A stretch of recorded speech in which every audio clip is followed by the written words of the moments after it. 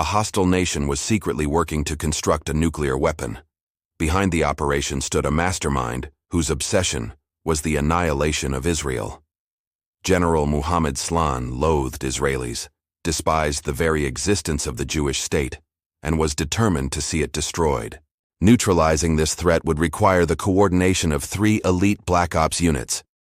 Special forces teams, operating deep behind enemy lines, were assigned to verify the danger. That mission was staggeringly perilous. One slip, one mistake, and it could have erupted into war. Next came an elite flying squadron tasked with striking the target. They destroyed the objective, withdrew without error, and suffered no casualties.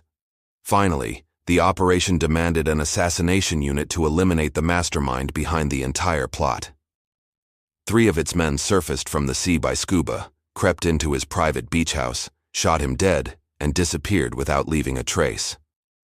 This was the classified story of Israel's secret strike against Syria. In 2004, deep within North Korea, a train was moving through a desolate northern town when disaster struck. In April of that year, a massive train explosion ripped through the region. The blast was so powerful it registered on seismographs as a magnitude 3.6 earthquake. Hundreds of lives were lost, a town of 10,000 people was devastated, and more than 2,000 individuals were left wounded. The official statement from the North Korean regime claimed the train had been transporting liquefied petroleum gas. New to buried intel? This is where we bring the buried stories of history back to light. Hit subscribe and be part of the journey into the secrets they never wanted you to know. But before journalists or investigators could look deeper, Pyongyang imposed a total blackout, forbidding any further reporting. 1 week later, authorities issued a sweeping ban on all mobile phone use across the nation, a ban that remained in place for 5 years. This led the world to wonder, what exactly was happening inside the secretive nuclear state? 5,000 miles away, another nation was watching events with growing concern. Israel's intelligence chief, Meir Dagan, the head of Mossad, took a particular interest. Dagan was a legendary figure within Israel's security establishment, widely known for his ruthlessness and his willingness to employ brutal methods in defense of the state's survival. North Korea operating under a veil of secrecy was nothing new, but what drew Dagan's attention now was intelligence indicating that a Syrian aircraft had recently landed in Pyongyang. Such direct contact between North Korea and an Arab regime was both rare and deeply alarming to Israel. That was the moment Mossad began to examine the situation much more closely. The Syrian plane was said to be providing humanitarian aid, yet evidence suggested otherwise. Instead, it appeared to be carrying bodies from the explosion. Even more suspicious, the corpses were sealed in lead-lined coffins, handled only by men in chemical protection suits. The strangeness did not end there. Soon it was revealed that the bodies inside those coffins were not North Korean citizens at all. They were Syrian scientists, 12 of them, working with the Syrian Scientific Research Center, the covert institution behind Damascus's military development and weapons acquisition programs. For Dagan, the implications were chilling. Could it be that North Korea was actively assisting Syria in building a nuclear bomb? That possibility became a matter of urgent priority. Mossad made it their mission to uncover the truth, setting in motion a chain of events that would lead to one of the most audacious black operations in modern history. 2 years later, in London, a woman walked into the bar of an upscale hotel. Her arrival caught the attention of a man sitting alone, drinking quietly. But this was no chance encounter. The man was a senior Syrian nuclear official traveling on his own. He had checked into a luxury hotel, planning to attend a meeting the following morning. But for the evening, he was free. Settling at the bar, he was delighted to meet a charming woman. She impressed him, and he was thrilled to have her attention. What he did not realize was that Mossad had been alerted to his presence the moment he registered under a false identity. Surveillance teams were already in place, tracking his every move. Unaware of this, the Syrian official continued drinking, growing more confident as the woman's flirtation seemed to deepen. He ordered round after round, convinced that he had found the perfect way to spend the night. What he could not know was that the woman across from him was no ordinary stranger. She was an operative. Her task was to distract him, keeping him occupied, while her teammates quietly infiltrated his hotel room upstairs. The Mossad team breaking into his room belonged to Unit Neviot, a highly trained group of specialists in covert entry and surveillance. Experts at bypassing locks and security systems, they could breach a hotel suite in seconds. Within moments, they had overridden the electronic protections on the door. Inside, they found exactly what they were hoping for. The Syrian had left his laptop unattended. Seizing the opportunity, they immediately copied the entire contents of its hard drive. Every file was secured, then transmitted directly back to Mossad headquarters in Tel Aviv. The agents did not stop there. They also installed spyware, ensuring that Israel could continue to monitor the device in real time, long after the operation ended. Mission complete, the operatives slipped away without being noticed. The female agent, having done her job, abandoned the smitten Syrian, leaving him completely unaware that he had been used. Within 15 minutes, Dagan and his analysts in Tel Aviv were scanning the stolen files. What they found was astonishing. Among the folders were strange JPEGs, hundreds of photographs documenting the construction of a massive industrial installation. The facility was enormous, its main structure measuring 130 feet by 130 feet and rising 70 feet high. Early images showed the building raised on stilts, with pipelines running to a pumping station. Later photographs revealed modifications, until the entire complex was hidden beneath a huge roof. At first, even Dagan struggled to determine the site's purpose. But as he studied the images further, realization struck. The heavy industrial equipment inside the structure looked hauntingly familiar. The design, the layout, the scale. It was nearly identical to something he had seen in North Korean intelligence archives. It matched the Yongbyon nuclear reactor, the core of North Korea's weapons program. The resemblance was exact, the dimensions and equipment perfectly aligned. For Dagan, there was no longer any doubt. The evidence was overwhelming. North Korea was constructing a nuclear reactor inside Syria. Additional data from the laptop confirmed the conclusion. Detailed blueprints of the facility, step-by-step construction photographs, even snapshots of Syrian and North Korean nuclear experts working together. For Israel, this was the embodiment of their darkest nightmare. A hostile nuclear threat was emerging dangerously close to Israel's borders. This was not an energy project for peaceful use.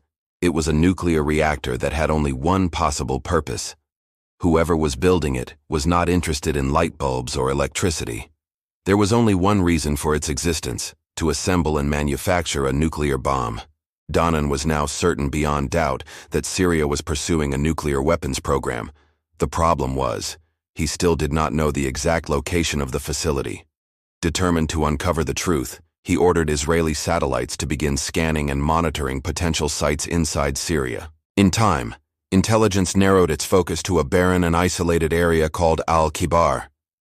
It was here that Israeli operatives intercepted an unusual surge of communication activity. An unexpected spike in telephone traffic was traced from this desolate location directly to Pyongyang in North Korea. Al-Kibar was far from the Syrian capital Damascus, tucked away in the remote northeastern desert. Yet it was close enough to the Euphrates River and not too distant from the Iraqi border to raise suspicions. Israeli satellite imagery soon revealed a large structure standing there. When analysts compared the photographs with images stolen from the Syrian nuclear laptop, the similarity was undeniable. Al-Kibar perfectly matched the hidden reactor blueprints. It had to be the heart of Syria's secret nuclear program. With this intelligence in hand, Dagan went straight to the Prime Minister of Israel. Ehud Olmert was briefed with urgency. Dagan explained that Syria had reached an advanced stage in its development of nuclear weapons. Olmert immediately understood the gravity of the situation. His reaction was direct and absolute. A Syrian nuclear weapons program, he said, was intolerable for Israel. Such a threat could never be permitted to exist. For Israel, this was an existential danger. If Syria completed its reactor, the very survival of the state would be at risk. The conclusion was unavoidable. The reactor had to be eliminated. But before giving the order, Olmert needed answers to key questions. His foremost concern was how far along the construction had progressed. If the reactor was already active, bombing it might trigger catastrophic consequences. The destruction of an operational reactor could unleash deadly radioactive contamination across the region. At this point, Danan could not say for certain. The stolen images were already 15 months old. Logic suggested the facility had advanced well beyond those outdated pictures, but no one knew by how much. Israel urgently needed fresh intelligence on the site's true condition. That meant only one thing, an incredibly dangerous step. Someone would have to go inside Syria and see it with their own eyes. This would require a mission so perilous that it risked the lives of Israel's most capable operatives. Olmert knew there was only one unit in the entire Israeli military capable of such an undertaking. He turned to Israel's elite Black Operations Force. In Hebrew, they were called Sayeret Matkal, known simply as the Unit. Sayeret Matkal was legendary in Israel, its reputation bordering on myth. This was the most elite formation in the Israeli Defense Forces, tasked with operations beyond the reach of conventional troops. Their missions resembled those of the British SAS, America's Navy SEALs or Delta Force. Highly trained, highly secretive, and capable of going where no one else could, Sayeret Matkal specialized in silent infiltration far behind enemy lines. Over decades, they had slipped undetected into Jordan, into Lebanon, and into other hostile territories, always returning with intelligence without ever being officially acknowledged. Now, under the cover of a humid midsummer night, a small team of selected commandos prepared for one of their most dangerous operations. Their task: penetrate deep inside Syria and confirm whether the Al-Kabar reactor was real. Details of how they got there remain shrouded in secrecy, but what is understood is that the Israelis were masters at moving unseen, often using low-flying helicopters that made barely a sound. On this mission, the team boarded two massive CH-53C Stallion helicopters, flying at treetop level under the cover of night to cross the border into Syrian airspace. Pilots navigated the terrain through night vision goggles, avoiding radar detection. As an additional safeguard, some of the commandos disguised themselves as Syrian soldiers. The helicopters dropped them off a safe distance away from the target. From there, they would approach on foot. The team moved stealthily through the desert until they reached within a mile of the mysterious building. They knew that once the helicopters departed, there would be no rescue if they were discovered. The Syrians could never suspect their presence. Capture would mean not only death but also the possibility of sparking a war. Despite the overwhelming danger, the mission pressed forward. The commandos crept to within meters of the Al-Kabar structure and began their work. Intelligence collection was conducted directly on the ground, at the very edge of the suspected nuclear site. Disguised in Syrian uniforms, they photographed the facility in detail, but photographs alone were not enough. They also gathered soil and water samples from around the site. This was the critical part of the mission. Only laboratory testing could determine whether the reactor had become operational. Even the faintest trace of radioactive particles in water would prove activity inside the reactor core. Once the samples were secured, the commandos carefully erased any trace of their presence. But just as they prepared to leave, danger closed in.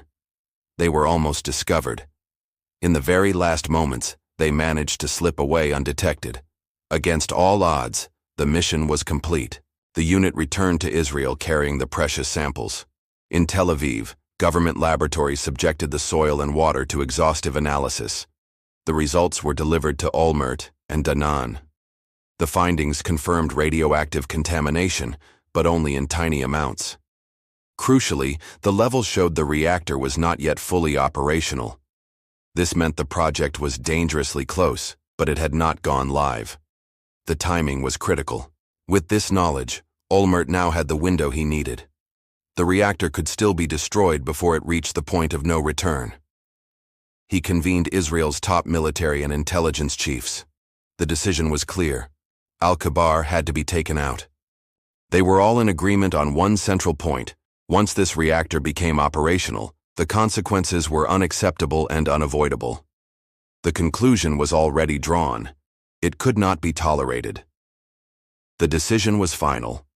The reactor would not be allowed to remain, and it had to be eliminated. The only real debate was about the method of destruction. The first possible option was to send in the Sayeret Matkal, Israel's most elite commando unit. This would mean infiltrating the area with a small, highly trained ground force and attempting to plant enough explosives to demolish the structure. On paper, it was feasible. Israeli commandos had successfully carried out secret missions before, and the belief was that they could, in theory, reach the target site. But as the planners examined this more closely, the flaws became obvious. A covert ground assault would be a massive and extremely hazardous undertaking. Special forces would need to penetrate deep into hostile territory, carry in a substantial quantity of explosives, and detonate them at precisely the right points. Even then, there was no certainty the plan would succeed. The building was no ordinary facility. It was a massive nuclear reactor constructed from reinforced concrete and heavy steel. Israeli military officials had doubts that any commando team, no matter how skilled, could bring in enough explosive power to ensure its complete destruction. Sending a handful of men with backpacks full of charges simply was not going to be enough. That left one other path: striking from the air. The logic was simple. Air power could deliver overwhelming firepower at high speed, dropping massive amounts of ordnance before the enemy even grasped what was happening. Unlike a ground mission, it allowed for a clean and rapid disengagement. Between the two alternatives, an airstrike offered the best balance: more efficient, less risky, and far more destructive. The Prime Minister issued the order: prepare for an aerial assault on the Syrian reactor. The mission would later be named Operation Orchard. To pull it off, another branch of Israel's elite forces would be called into action: Squadron 69, known as the Hashim, the Hammer Squadron. There was no unit better suited to obliterate an enemy's nuclear ambitions. They had already proven themselves once before. A generation earlier, 25 years back, pilots of the Hashim had been tasked with another mission of global consequence. 8 of them flew into Iraqi airspace to bomb a nuclear reactor being built under Saddam Hussein. One of those pilots recalled the mission: a fighter pilot, deputy squadron commander, fully prepared to take on the responsibility of annihilating Iraq's nuclear capability. They evaded Iraqi defenses and executed a precise strike that obliterated the facility. The entire operation, from takeoff to impact, lasted exactly 1 hour, 43 minutes, and 30 seconds. But now, a quarter-century later, Syria posed an even greater challenge. The Israeli Air Force had a reputation for making the impossible look effortless, but the reality was far different. Flying into Syria was nothing like flying into Iraq. For decades, Syria had invested heavily in one of the world's strongest anti-aircraft defense systems. They had installed the advanced Russian-built Tor M1 air defense system and had numerous surface-to-air missile batteries positioned and ready to repel any attack. Nothing about this mission would be simple. Israel had to rely on advanced countermeasures. The Hashim were equipped with US-made F-15 and F-16 fighter bombers.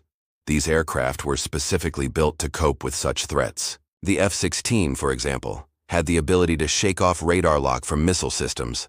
Pilots could deploy ECM flares to divert guided missiles, use electronic warfare to jam enemy radars, and deploy sophisticated countermeasures to fool air defense networks. With this technology, they could slip into Syrian airspace undetected. Meanwhile, the Hashim pilots began training relentlessly. The mission would demand absolute precision. Their bombs had to strike exact points on the building to penetrate its thick structure and explode from within. They rehearsed steep dive-bombing runs on tiny, carefully measured practice targets, refining their skills until flawless accuracy became instinct. Overseeing these drills was General Eliezer Shkady, commander of the Israeli Air Force. He was not just watching technique, he was selecting which of the squadron's pilots were the very best. Israel could only send a limited number of aircraft into Syria. Sending too many planes would increase the risk of detection. After countless simulations and calculations, they determined the optimal strike package: just enough aircraft to guarantee destruction of the reactor, but not so many that the operation would be exposed. A date for Operation Orchard had not yet been fixed, but then a development forced Israel's hand. Mossad intelligence revealed troubling activity at Syria's coast. North Korean ships were docking at the port of Tartus, unloading materials that would allow the Al-Kabar reactor to become fully operational. Time had run out. Waiting any longer would mean losing the window to strike. The order was given. The mission had to proceed immediately. At exactly 23:59, 10 Hashim pilots were commanded to take off. Yet even now, as they climbed into their cockpits, they did not know the true target of their mission. Around midnight in early September, two groups of planes lifted into the night sky, F-16s and F-15s, departing in intervals of 20 seconds. Armed with 500-pound AGM-65 bombs, they surged across the sea at nearly 600 miles per hour, flying a carefully plotted route designed to bypass Syrian defenses. Israeli planners had mapped the path in detail, west over the Mediterranean, northward, and then east, slipping quietly over Turkish airspace. Deep underground, inside the Israeli Air Force's command bunker known as the Pit, the Prime Minister and senior military leaders watched the mission unfold in real time. They tracked the fighter's course, monitoring every detail. Once it was confirmed that all planes were operating without technical problems, 3 of the F-15s were ordered to return home. The remaining 7 aircraft continued toward their target, flying at extremely low altitude. They followed the coast up the Mediterranean, then turned eastward along the Syrian-Turkish border. Only now, mid-flight, were the pilots informed of the truth. This was not an exercise. It was a live combat mission, and they were flying directly into heavily defended Syrian airspace. For these elite pilots, suppressing fear was part of the job. As one explained, fighter pilots develop mental techniques to push fear down, to keep it under control. But no one is ever free of it. Anyone claiming they feel no fear in such moments is lying. It is always present, always there in the back of the mind, the knowledge that at any second, you could be killed. And with that sobering reality, the Israeli strike force closed in on Syrian skies. The Israeli jets are now entering enemy skies, fully aware that this is the moment they will confront the Syrian air defense network. The military side of the operation revolves around a single crucial task, somehow bypassing the Syrian radar so that their presence is never detected. Using electronic codes that were reportedly obtained from Russia, the Israelis managed to perform a deception that is both simple and devastating. The Syrian radars suddenly display what seems like hundreds of hostile aircraft flooding their airspace. Then, in the very next instant, all those phantom planes vanish from the screens, leaving nothing at all. To the Syrian operators, it looks like nothing more than a temporary technical glitch. The Israelis have manipulated the system so that everything appears perfectly normal, but in reality their jets are invisible. The Syrians have no clue that their skies are already under attack. With that deception in place, the Israeli pilots press forward into enemy territory. The exact coordinates of the Al-Kabar complex are transmitted directly to the computers inside their cockpits. The formation veers southward, setting up for the bombing run. This is the riskiest part of the mission. At this point, the breathing of every pilot grows heavier, their pulse racing higher. It is no longer about advanced technology or electronic trickery. Now the human element is everything. When the moment comes, it is the pilot alone who must find the target, line it up, and aim precisely. No one else can help with that final crucial step. Yet this is also when they are most vulnerable. For roughly 1 minute, they are completely exposed, concentrating solely on sighting and releasing their bombs. In those seconds, they are not defending themselves, not maneuvering away, but locked on the target. That single minute becomes the hardest, most dangerous stretch of the entire flight. As the bombing run begins, the Israeli cockpits suddenly detect anti-aircraft missiles being fired in their direction. Back in Tel Aviv, inside the command bunker, no one knows what is happening in the skies over Syria. Has the target been struck? Have the pilots survived? Or have they been shot down? The tension is unbearable. Then, a single word crackles across the radio. Arizona. Repeated again. Arizona. It is the code word confirming the bombs have hit their mark. The reactor is destroyed. No Israeli planes have been lost. The target has been obliterated. At the site, nothing remains but twisted wreckage and a smoking crater. The most perilous phase of the mission is finished. Once the bombs are gone, the aircraft are lighter, more agile. The pilots can maneuver with far greater ease. Dropping to a lower altitude, they finally allow themselves to exhale, beginning to relax for the first time. They push hard for the border, streaking out of Syrian airspace at top speed. The mission is over. It is a complete success. Objective destroyed, not a single casualty. Almost immediately, a call is placed to the White House. President George W. Bush is informed with a carefully chosen phrase, "Something that never existed does not exist anymore." The Syrian reactor is gone. But now comes the waiting game, the tense uncertainty of whether Syria will retaliate. Olmert, the Israeli prime minister, feels confident Assad will not dare to respond. Still, there is no way to be entirely sure. Immediately after the strike, he sends a private message to Syrian President Bashar al-Assad, assuring him that Israel will not publicly take credit for the raid. The calculation is straightforward. If Israel remains silent, does not claim responsibility, and avoids boasting, then Assad might prefer to simply ignore what has happened. For Assad, publicly acknowledging the strike would mean admitting to the world that Syria had been developing an illegal nuclear program, and that it had been demolished in a single night. Such humiliation is something he would rather avoid. Olmert's gamble is that Assad will swallow his pride and let the matter fade into silence. And indeed, the gamble works. Syrian state media announces that their air defenses repelled Israeli planes, a complete fabrication, but one both sides are willing to accept. Publicly, the raid never happened. Quietly, Olmert has succeeded in safeguarding Israel's future. Yet a troubling question remains for Meir Dagan, the head of Mossad, and for his deputy Tamir Pardo. How had Syria managed to construct such a massive secret project without Israeli intelligence knowing for 7 years?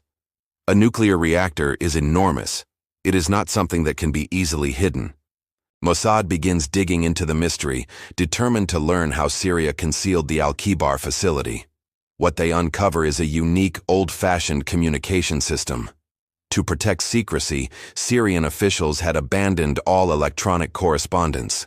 They reverted to the methods of another era, printing messages on paper, sealing them with wax, marking them top secret, and dispatching them by hand.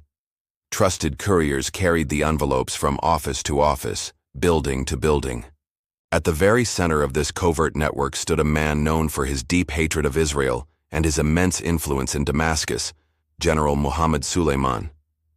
He was one of the most powerful figures in Syria, a close confidant of President Bashar al-Assad. His office sat just across the corridor from the president's own, inside the presidential palace. Because of this proximity, he earned the nickname Assad's Shadow.